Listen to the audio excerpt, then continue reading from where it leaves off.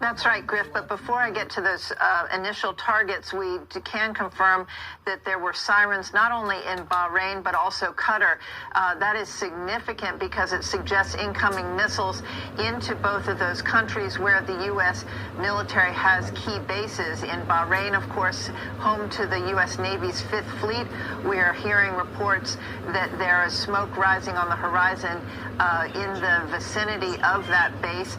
We also understand that, again, Qatar would be a logical target because Al Udeid would be the largest U.S. air base in the Middle East. They obviously have removed a lot of the airframes and warplanes from that base in anticipation of this.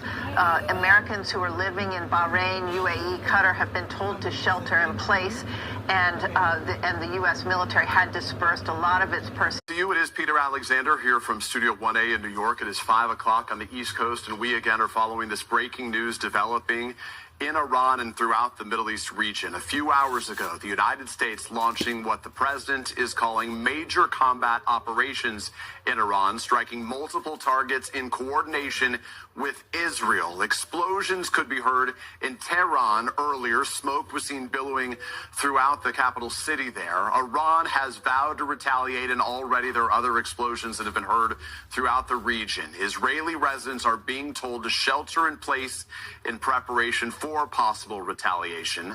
The president a short time ago released a video statement on Truth Social shortly after the operation began. We're going to play that for you now as we continue our live breaking news coverage.